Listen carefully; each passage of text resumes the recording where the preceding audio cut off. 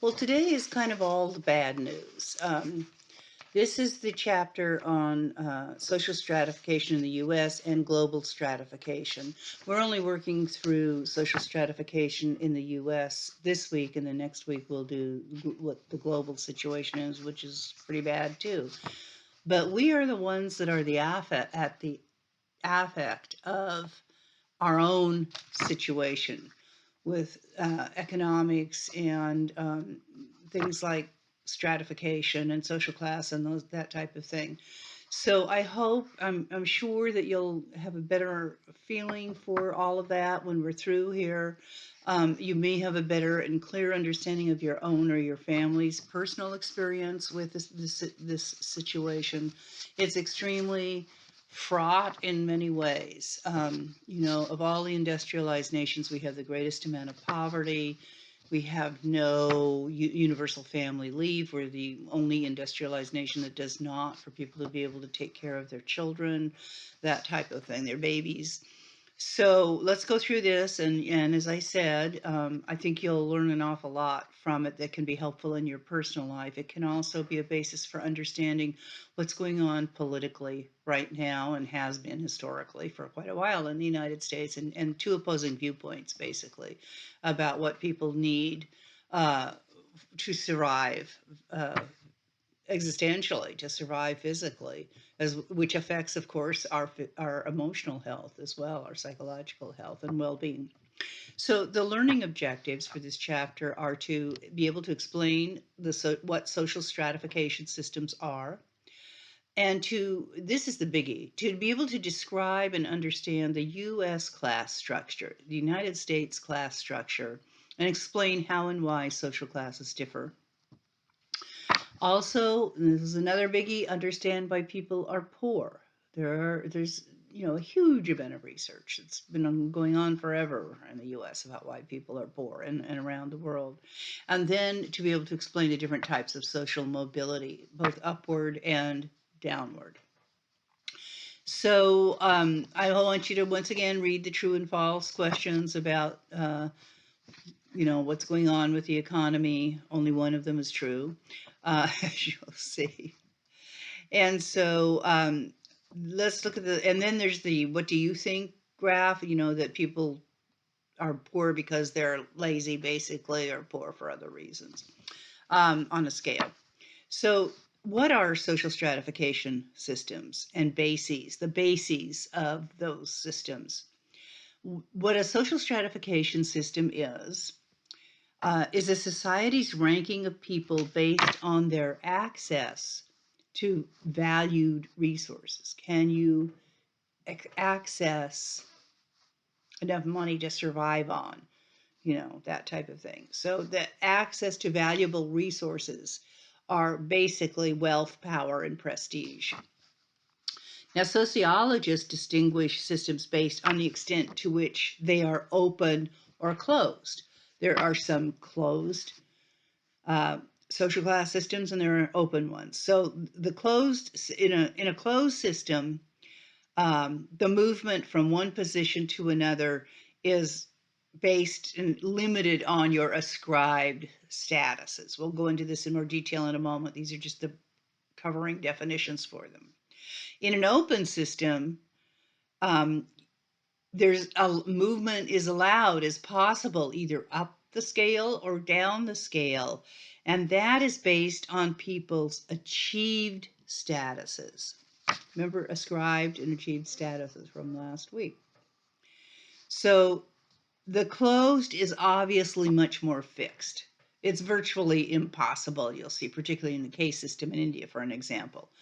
Um, and in many slavery systems, to move up or down or through it in any way, shape, or form. But it's possible, at times. In some slavery systems, for instance, people could, particularly the Greek slaves in Rome, in Roman society, could buy themselves out of slavery. And they were allowed to have ways to make money on the side in some cases, in some households,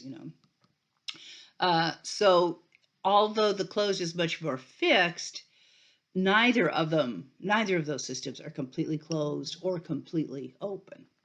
So, two of the most common closed systems are slavery systems, where people literally own other people as property. And those people that are owned, the slaves, have almost total, um, or the owners rather, have almost total or completely total control over their lives of the people that they own. You can become a slave historically by kidnapping, inheritance, or given as gifts in debt. Those two first, kidnapping and inheritance, are the ways that American slavery occurred. Slaves were kidnapped in Africa, brought here, and then if you were the child of a slave, you inherited that slavery. Slaves are bought and sold as commodities, and often, many times over, that also happened with American slavery. Um, in 1948, the United Nations banned all forms of slavery. Well, that's nice to ban it. It's great that they did it. However, there are still at least, and I think this is an underestimated number of, but the number your book gives you is 36 million people still living as slaves globally. And those slaves that are still happening in the world are uh, concentrated in 5 countries: India, China, Pakistan, Uzbekistan, and Russia. Now, there are smaller numbers of slaves in places like Africa and other parts of the Middle East and Asia. So that's slavery. Now, what are caste systems? You're probably familiar with caste systems from India, and rightly so. It's the most well known and the most stringent, and also the oldest, thousands of years old, caste systems. And that's a caste system is where people's positions are ascribed at birth, and they're mostly fixed for life. It's very difficult, if not impossible, in a caste system to move out of the caste that you're in. So the places in the hierarchy in a caste system are determined by birth and by characteristics such as race, skin color, gender, family background, or nationality. In India, as you'll see, it's become as well the occupations that people have, the professions. We'll get into that in a moment. People must marry within their caste. That's true in any culture that has a caste system. There are severe restrictions on choices of occupation, as I had just mentioned, residence, and social relationships. So, severe restrictions on where you can live. That was true in apartheid Africa, which was a caste system. Depending on what slot you fell into, you could only live in certain areas. Um, and the social relationships that one could be uh, connected to and with, the people one knew, and a variety of other things. So people rarely move from one case to another, and you can see how difficult that might be. And in India, as I said, that system has existed for about 3,000 years. So in India, I just want to give you an example of the caste system because it's extremely rigid. So at the top level are the Brahmins, and they're the priestly caste. After their religious role decreased, then they became the officialdom, kind of the caste of the officials of the top political people. The next one down under the Brahmins are the Kshatriyas, and they're the warrior caste. The Vaishya is the next one. That's the commoner caste. They're, small business people and things of that nature. And the Sudras are Sudras are the greatest number of people in India. They're kind of like our lower middle class. And then at the bottom are the untouchables, and they're descendants of slaves or prisoners. They're the people who do anything that is unclean, that is considered unclean. So any slaughter of animals, which is, rare in India because they're the Hindus, and this is a Hindu system, not a Muslim system, are vegetarians. However, they do wear, interestingly, leather sandals and things of that nature. Someone has to tan leather, right? So that's something the untouchables do. All the burning ghats along the Ganges, all the the cremations of dead bodies that are in big, take place in big pyres along the Ganges River, those are all operated by the Untouchables. So but the caste system was technically outlawed in India in 1949, but it's so deeply entrenched. Even though laws have been made to allow the Untouchables to go to college and to hold public office and be teachers and all of that, it's still very, very separate, each caste, to the extent that 90 to 95% of people in India marry within their caste, which just perpetuates the caste system because then their children are of that caste. Now, an open system, a class system, is an example. People's positions are based on both their birth, that's an ascribed status, but also on their achievements. So if it's also based on your achievements, then you can move. There's flexibility, and you can go up or down. You can be born into a very wealthy family, and something happens. It's often addiction that causes that. People fall into a lower um, uh, class than they were born in. But generally, we think about class movement as being achievements that move people upward. So, because achieved characteristics can change, for instance, you can gain more education, you can gain better work skills, which get you a more prestigious occupation, et cetera, then people can move from one social class to another. The definition of social class is a group of people who have similar standing or rank in a society that's based on wealth, power, and prestige and other valued resources. So that's our society. We have a society based on wealth, power, and prestige, as well as other resources that we value. So, for instance, to go along with this idea of an open class system, a large majority of Americans believe that hard work leads to success. That was part of that sliding scale. What do you think at the opening of this chapter? So, most Americans, a majority of Americans say that, but is it really true? Is it really true that hard work leads to success?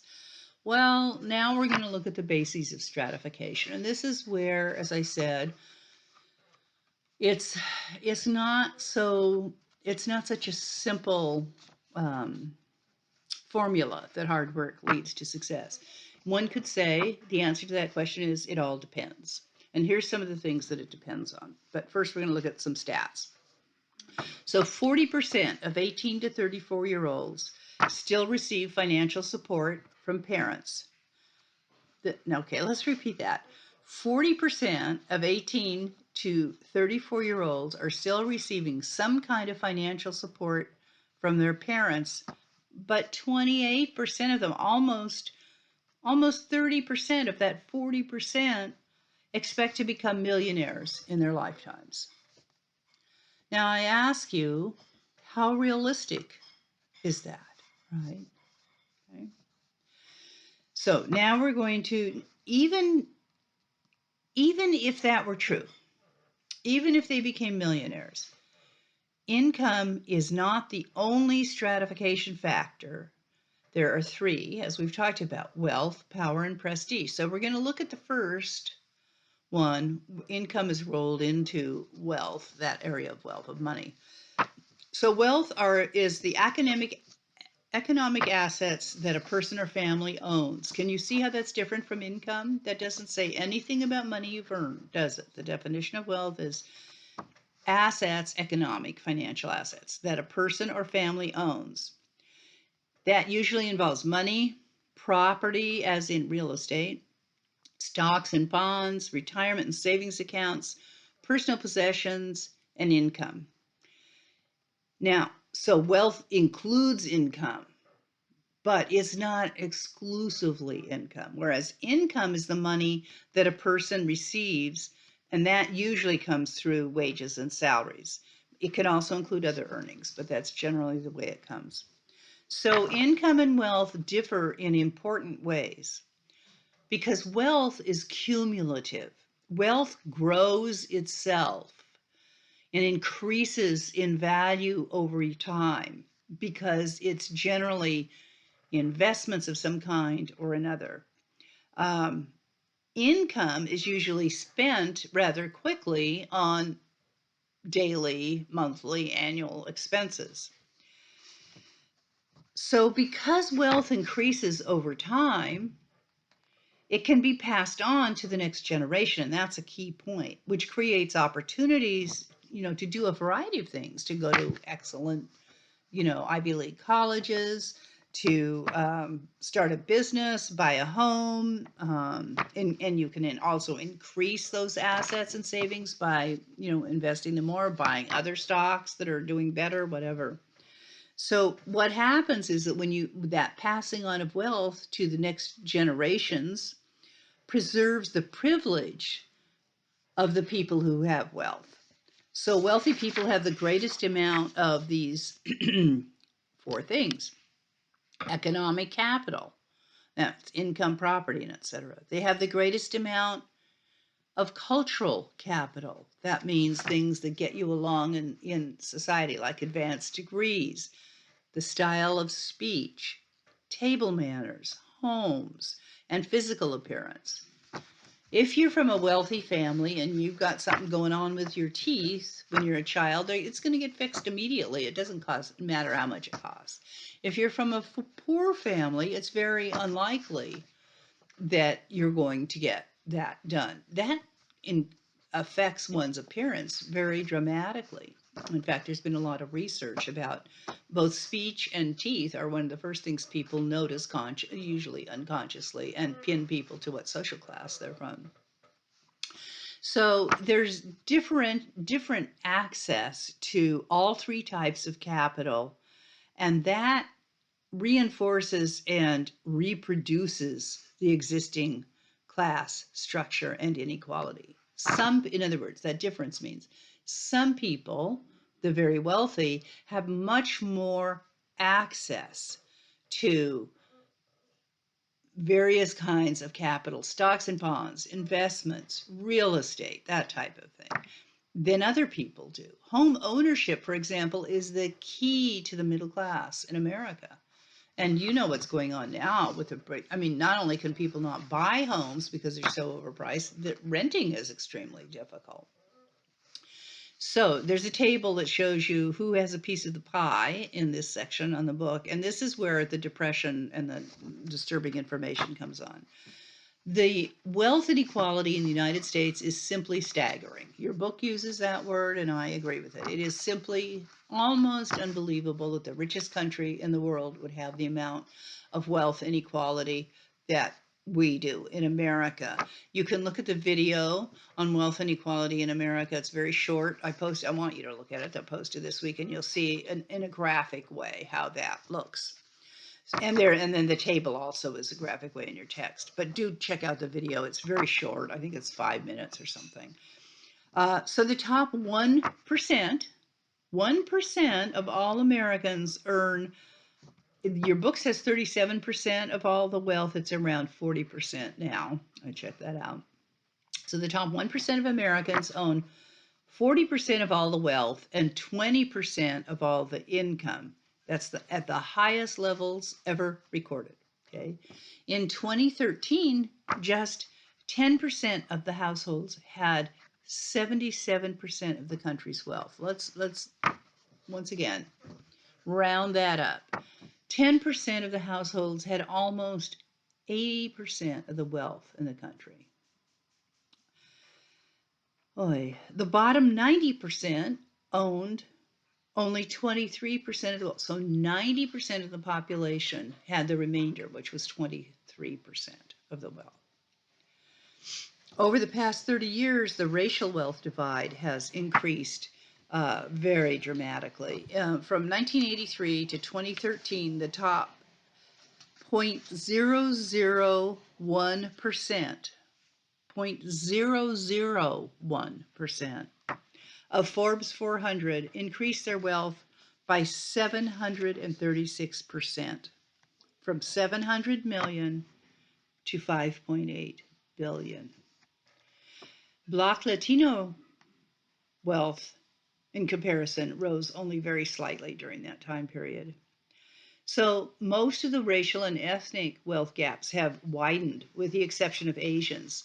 And they are an exception when we look at racial and ethnic groups in a variety of ways, education and certainly wealth, and those two are correlated, as we know. The more education generally, the more prestigious jobs and the higher pay, or professions, more likely. So the exception of Asians has is this, that it's increased significantly the wealth of Asians since the 1980s, whereas other ethnic and racial groups, it's decreased. So researchers predict, this is interesting, that Asian wealth will soon be greater than that of whites in the US. They already, as we've learned from previous chapters, have the highest median household income, high educational levels, diversified assets. So if one asset, like one stock fails and decreases in value, there's plenty of other sources of wealth for the family to survive. They carry little or no credit card debt, and they save money every year. So the next point in the book is, no matter how the economy is doing, rich people get richer. And unfortunately, in America, in the last 15, 20 years, and especially the last 10 years, the poor people get poorer. Because here we look at this. Since 1980, the income of the bottom half of Americans, that's bottom half economically, is around $16,000 a year. That was in 2016. It's a little bit more now. Has barely changed since 1980. Since 1980, the income of the bottom half economically of Americans has changed very little. You saw what it did for the 0.0001%. It increased by 785%. That of the top 1%, that's 1.4 million. The top 1% of people in the United States, their income level is at 1.4 million, grew by 300%. Okay. In 2014, the average income of 235 million adults was only $64,000, compared with 1.3 million for the top 1%. That's 234,000 people compared to 1.3 million people whose income was $64,000. So in 2017, there were 36 billionaires, and there were 413 in 2013, with an average net worth of 3.6 billion. All right, that's the wealth issue. So now we're going to look at, and you can look up all these stats and bring them up to date as well. Very easy to find online. So now the next aspect of this whole social class issue is prestige. Okay, you might have a lot of money. Do you have prestige as well? So what prestige is the respect or recognition attached to social positions, and it's based on quite a few criteria. It's based on wealth, family background, power, one's accomplishments. For example, we acknowledge students in colleges and four-year schools about how well they do when they graduate, with notations on their degrees, and telling the audience at graduation, cum laude, magna cum laude, summa cum laude, the top, the very, very, very, very best students. That's a lot of prestige. And it can bring you power in society and wealth as well. People are typically evaluated by the kind of work they do. So the higher prestige jobs, things like, doctors, lawyers, college professors, pharmacists, architects, they're all listed there, dentists. That's higher prestige. Medium prestige, legislators, police officers, actors. I thought that was interesting. They threw actors in there. Librarians, realtors, firefighters, and then the lowest prestige, these are just examples. There's many, many, many more in each category. The lowest prestige jobs, occupations, are janitors, carpenters, bartenders, garbage collectors, etc. Now, Those who have the most prestigious occupations and professions have certain characteristics, those professions and the people that inhabit them. First, there's much more formal education required to have those professions. So either college and often, generally, I'd say more often than not, postgraduate degrees and or extensive training. They are non-manual jobs. They require more abstract thought, more creativity. They pay much more, and they're seen as more socially important.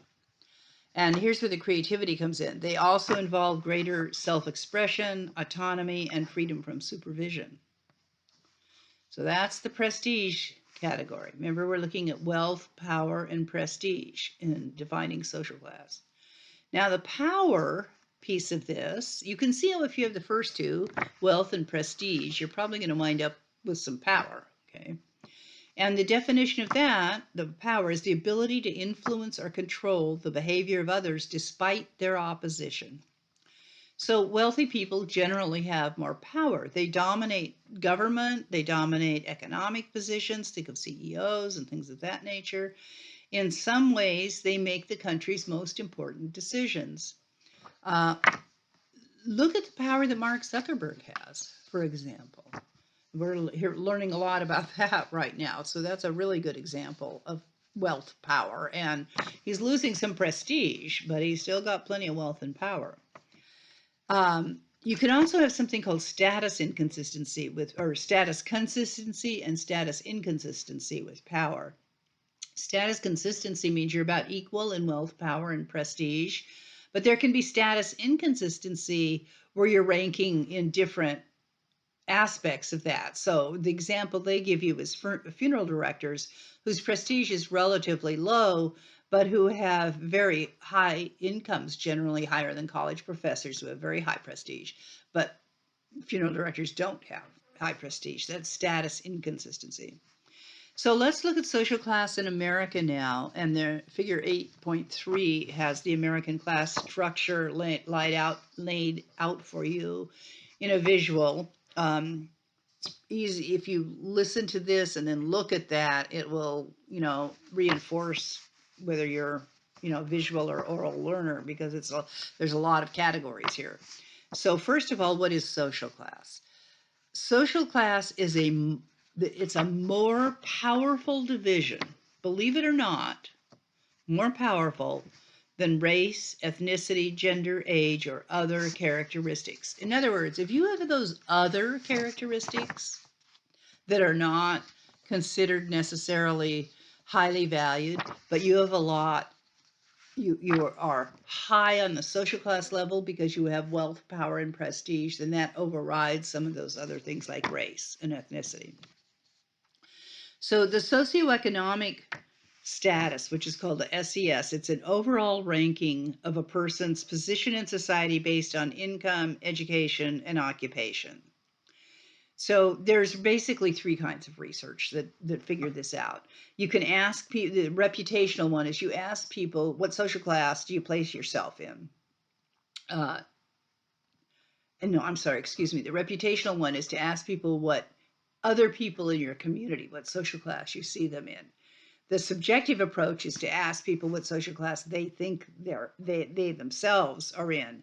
And then the one that's the most research-based one is what's called the SES indicators. That's the one used mostly by sociologists and economists. And so that's based on income, education, and occupation, those three things, okay? So a recent Gallup poll of the subjective research, which is asking people what social class they think they fall into, and they used the 5 categories of social classes. So in that case, asking people what class they thought they fell into was 62% of Americans identified themselves as upper middle class or middle class. In another, 86% identified as upper middle or middle. Well, middle starts at, your book has it at 60. to 100,000. Most other texts break it up into lower middle, middle, middle, and upper middle. And, you know, the average of those three is around $75,000 a year. You can technically say you're in the middle class at around 60, but that's very lower middle class. So obviously 62 to 80% of Americans are not in the middle class, but that's how we view ourselves. Okay. So here's the professional consensus on the four general classes that there are in America. Somebody had to figure it out, and a bunch of economists and sociologists and political scientists got together. They came up with upper middle, working, and lower. So except for the working class, most sociologists divide class more specifically. And what that means is, besides income, education, and occupation, social classes also differ in values, in power, in prestige, and in social networks, in lifestyles. Lifestyles is huge, and it's one of the main ways we identify social classes. What kind of food do you eat? What kind of beverage do you drink? Where do you eat? What kind of restaurants do you eat at? What do you do for recreation? Do you go to the opera and the Metropolitan Museum, or do you not? You know, those types of things. Okay, that's what they mean by lifestyle. So the upper class, that's 2% of Americans say they're upper class, but there's an upper and a lower upper. It's kind of interesting to see what the distinctions are here. So the upper class, that's the very old rich, the wealthy. They've been wealthy for generations, right? You don't hear about them or see them very much because they value their privacy. They're not out there showing their bling and, you know, all of that type of thing at all. They rarely appear on lists of the wealthiest published by Forbes and other sources. Their inherited fortune brings power. Males in particular who shape the economic and political climate of the United States. And they do that by dominating the upper levels of business and finance. I was thinking of the Koch brothers as an example here, holding top political positions in government, underwriting think tanks and research institutes to formulate national policies. Think the Koch brothers again, although there are many, many, many, many others. Shaping public opinion through mass media. Think Rupert Murdoch. Okay. The lower upper class is much more diverse. They're called the nouveau riche, which means new money, and they're the ones that are often kind of tacky in their display, their overt display of their wealth, that type of thing. Some have amassed it over generations. The Kennedys are an example of nouveau riche, but now as the generations go on, they're getting to be old rich. But others, they use Jeb Bush as an example here, is adding to his vast inheritance with speaking fees and corporate board memberships, investments, consulting contracts, which amounts to millions per year in addition to the vast amount that he inherited. Many of the nouveau riche, the new rich, such as Oprah, Beyonce, Mark Zuckerberg, worked rather than inherited it. They started from scratch and they worked to accumulate their wealth. It also includes high-level managers of international corporations, those who earn at least $1 million per year. Some athletes and some actors, obviously, are in the lower upper class. And here, the lifestyles really vary a lot. Some live modestly, they're not in your face, and others flaunt it, as I've said. And there's something called conspicuous consumption, where people buy lots and lots and lots of big fancy things in order to prove their wealth. Most of the extremely wealthy, here's how the extremely wealthy, whether they're old wealth or new wealth, here's an example of Bill Gates' wealth. If Bill Gates spent $1 million every day, it would take him 218 years to spend it all. But because the nouveau riche, the new rich, lack the quote right ancestry, aren't usually accepted into the old money family clan-ish kind of, social life, social networks, right? So let's look at the middle class. For most Americans, being middle class means having a secure job, being able to save money for the future, et cetera, et cetera.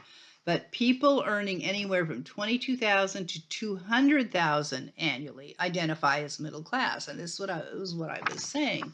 Most Americans say they're middle class, but they're really not most Americans. Okay. So the upper middle class, that's and this is divided into two as well, upper and lower. That's occupations that require advanced degrees or professional degrees. So corporate executives, managers, that type of thing. Government officials, owners of large doctors, lawyers, stockbrokers. Higher this upper middle requires a higher level of education. It's associated with occupational prestige, and you have autonomy in your job. You have good job security and quality. They work more than others. They are 3 times more likely to work 50 plus hours per week than other groups. The lower middle class is much more diverse. There are people who are in non-manual work occupations, so they're still white-collar jobs. They require some training beyond high school of some kind, and there are some that require a college degree as well. So that's office staff, low-level managers, small business owners, tax secretaries, police officers. And then some of the professions that are in the lower upper class are, lower middle class, nursing, social work, teaching, that type of thing. Most of those families rely on two-wage earners, and they have less autonomy at work, less freedom than upper middle class work, not as much chance for advancement. Most of them have only modest savings for emergencies, and a few have retirement funds, but that's not necessarily part of those jobs. And they have a lifestyle that's definitely a notch down from the upper middle classes. Now let's look at the working class. Okay, that's about 30% of Americans identify as working class. That includes skilled and unskilled workers, construction, assembly line, truck drivers, auto mechanics, etc. There's semi-skilled jobs often that typically require little training. They're mechanized and closely supervised often.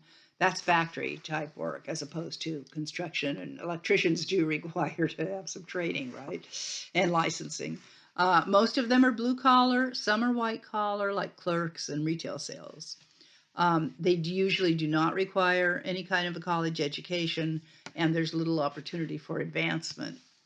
And so these folks have a tough time in terms of they're often in a category that experiences foreclosure on their homes because they can't pay the mortgage. They have a high credit card debt. The lower class, and only 8% of Americans identify themselves as lower class, or they're at the very bottom of the economic ladder. They have very little education, often not graduated from high school, not very many occupational skills, and they work in minimum wage jobs and are often unemployed. Most of the working class is poor, but there's a difference between the working poor and the underclass. So the working class, that's almost 9 million people. They work at least 27 weeks a year, so at least half time, but their wages fall, even working, they fall below the official poverty level, which is, we're going to see here, is around $26,000 a year. It is $26,000 a year now for a family of 4. Women are more likely than men to be in the working poor. Blacks and Latinos are almost twice as likely as Asians or whites to be part of the working poor. And anybody who's working full-time is less likely to be in that category than part-time workers. The underclass, although they're all considered lower class, we're dividing them into the working poor and the underclass. The underclass is persistently poor, residentially segregated, and relatively isolated from the rest of the population. Most of them are chronically unemployed. They drift in and out of jobs. They work erratically or part time. They have a lack of skills, lack of job skills, lack of interpersonal skills, low educational levels, often have mental and physical disabilities, and it makes it very difficult, of course, to find full-time jobs or even part-time jobs for that matter. They may have some earnings, but those earnings are supplemented by Social Security, SSI, Medicaid, that type of thing. So how does social class affect us? Now we know what social class is now from all of this, and tons of statistics, but that's the only way to understand it really. Well, it affects us more, believe it or not, than any other variable. That means race, gender, ethnicity, all those things, age. It affects virtually all aspects of our lives. Max Weber pointed out the consequences of social stratification of these social classes is what are our life chances? That was the term he used. Life chances means the opportunity to access social and economic resources that would make our lives better, that would improve our quality of life. Things like food, housing, education. So people's chances vary across various institutions of society. So let's just look at health for a moment. This is kind of shocking stuff. Okay? Poor children are twice as likely to have serious emotional and or behavioral problems. They're more likely to be unhealthy in adulthood. Unhealthy adults earn less, spend less time in the labor force, and must retire earlier. So it starts in very early childhood. It actually can start prenatally because of the diet of the mother or a variety of other things. Living in a chronically disadvantaged neighborhood and experiencing violence increases anxiety and long-term stress, accelerating the onset of disease. Compared with the upper class, the lower class is 4 times as likely to be unhealthy, 3 times more to be unhappy, and twice as likely to be frequently stressed and depressed. The wealthiest Americans, this is the capper of this one aspect of how social class affects us, which is in terms of health. The wealthiest Americans are now living 10 to 15 years longer than the poorest. So now, just absorb that for a moment. Now, and think about what the term life chances relates to that. Let's look at poverty. Okay, there are 2 kinds of poverty, absolute and relative. Absolute poverty is just simply not having enough money to afford the basic necessities of life. You can't put a roof over your head, you can't eat, you can't put gas in your car, you can't buy food, enough food, etc. That's absolute poverty. Relative poverty is not having enough money to maintain an average standard of living. So, check out the 6 ways that the poor pay more table on this page that deals with poverty, because it's pretty amazing. They pay more for food, transportation, doing business, credit. I wrote good luck next to that of getting any credit. If you do, you pay huge rates. Everyday hassles that they have, and then just waiting endlessly in food pantries, in welfare offices, etc., etc. So what is the poverty line? Your book is off because it's 2016. So I'll tell you what it is today in a minute. The poverty line, what that means is it's a government formula to determine whether you have access to various programs for low-income people, food stamps, WIC for pregnant and women and new mothers, a variety of other things, Head Start, all kinds of things.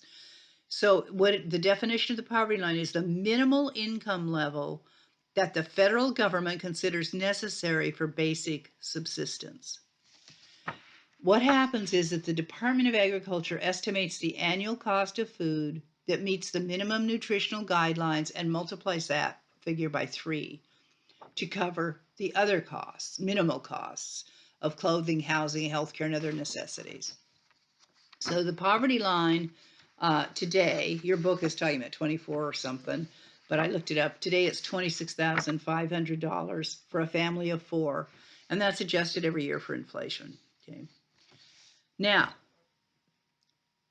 some of you may be doing this, some of you came from families that are doing this, but it's virtually impossible to live on an income of $26,500 for 4 people. That's when they figure that out, it's 2 parents and 2 children is what they're looking at. Children are very expensive. Okay.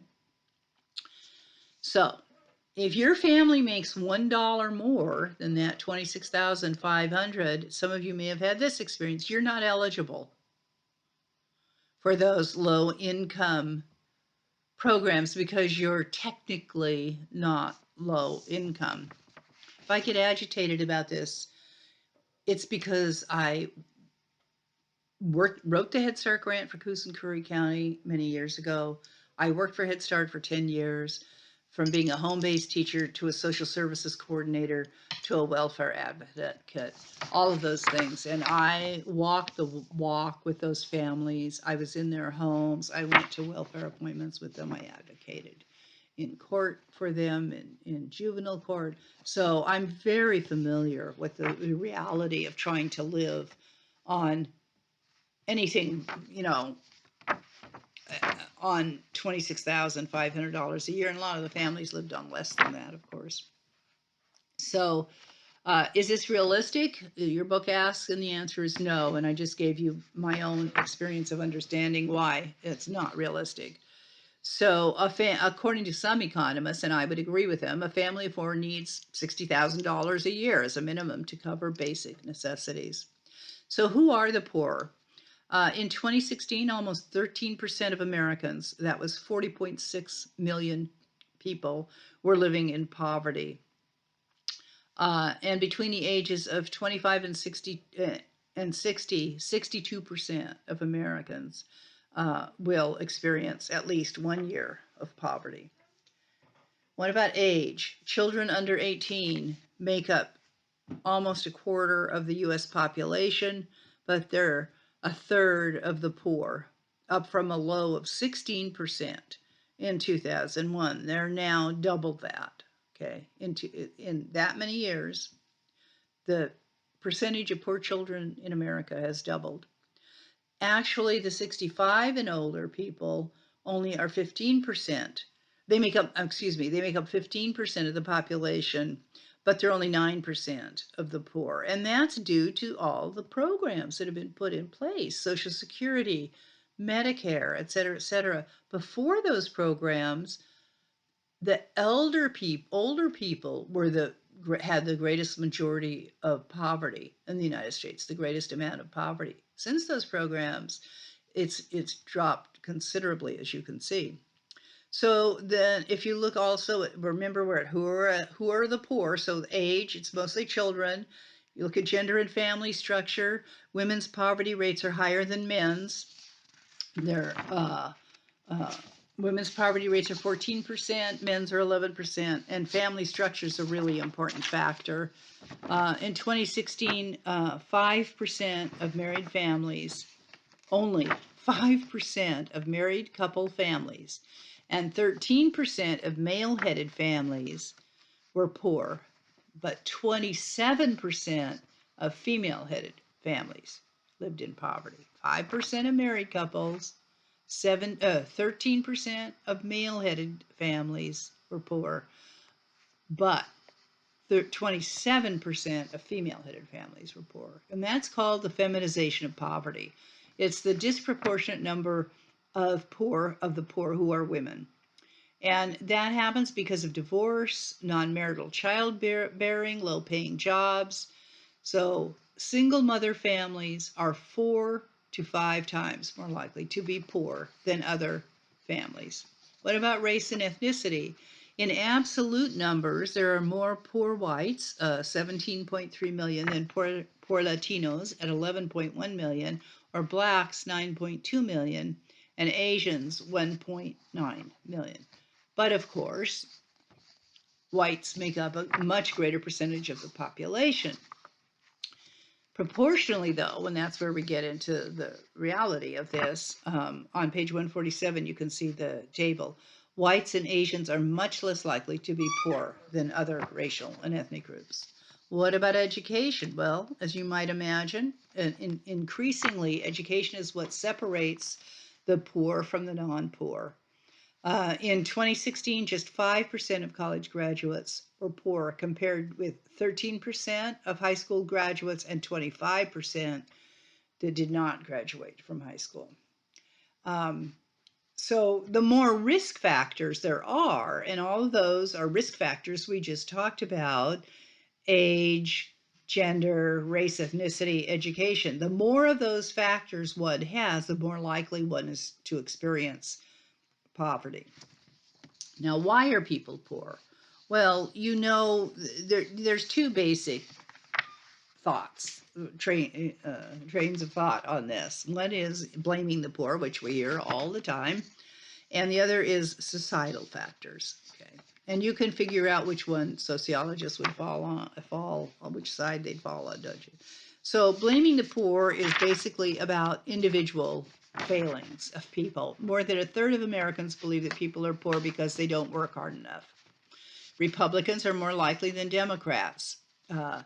56% of Republicans think it's because people don't work hard enough, and 19% of Democrats say, in surveys and polling, say that.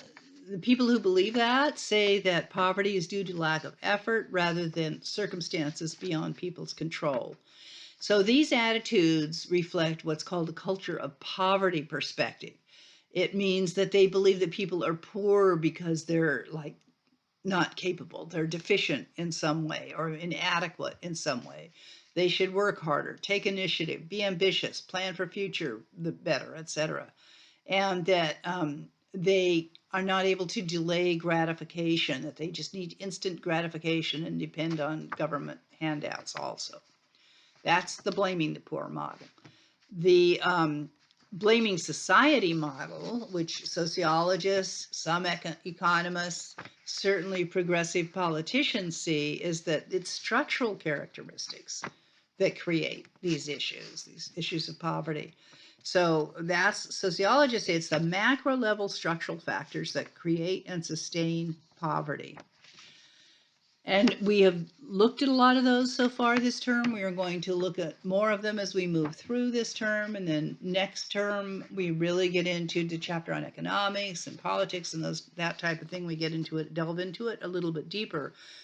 But the question of which perspective is more accurate, well, a perfect example is that as a macro structural reason for people to be poor, on the sociological viewpoint, is that the child tax credit, which I'm sure some of you received, lifted the one that we just did during the COVID thing, lifted 3 million children out of poverty. It reduced the poverty rate down to 10% in a few of the states. Okay. Now think about this, because this is a big fight going on right now, right? Continuing the expanded credit beyond 2021, expanded child care tax credit, would slash child poverty to 8.4% from 14.2%, a roughly 40% fall, according to a study from, I'm sorry, but I don't have the citation. I didn't copy.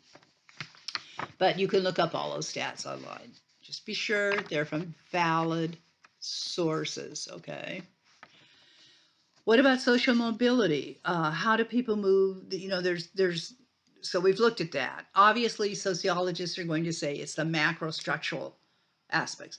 In every society, whether you're in a hunter-gatherer foraging society or ours, there are going to be people that are not going to be able to take care of themselves to one degree or another for one reason or another. And that's just the responsibility of society to do that. But if the society is set up to support people, the vast majority of people to be able to work, get an education, have enough pay, think about the minimum wage, that type of thing, have retirement benefits, etc., then the vast majority of people can support themselves. Okay. So I don't think I want to look at trends in mobility. We can look at a few. Intergenerational mobility is moving up or down the social class scale um, um, over a lifetime, and intergenerational is over 2 generations or more. And recently, there have been the middle class has been shrinking in America, so there isn't a lot of upward social mobility.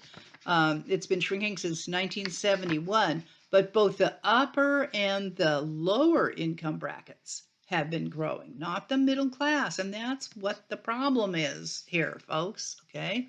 The middle class bracket has dropped from 61% to 50%. There's a table with citations there. So here's what affects social class mobility, whether we can move or not. On a macro level, it's changes in the economy. Okay. So do we have a depression? Do we have inflation? That type of thing. Government policies and programs. And I wanted to get to this before I run out of time. Countries that promote economic equality, and the countries they list in your text are Canada, Denmark, Finland, Norway, have the highest upward mobility rates. So this shows you that government programs can make this huge difference. What about demographic factors? Education, the higher your education, the greater the upward mobility. Gender, women's entry into the workforce has spurred upward mobility for women, but now the rates are dropping. Race and ethnicity, the Black and Latino middle class has grown since 1970s, but they're still behind whites, Asians, and it's become stagnant now too. And then the place where you live is crucial. Are you going to make more money if you live in Portland? Yeah, but you're going to pay higher rates. But you have to be in places. Southern states, for instance, it's very hard to be upwardly mobile for many people in southern states. They're just poor, poor, poor states. Okay. And family background factors are things like family wealth. 60% of U.S. household wealth is inherited. Okay. Children who grow up in high-income families, as we've talked about, have a head start.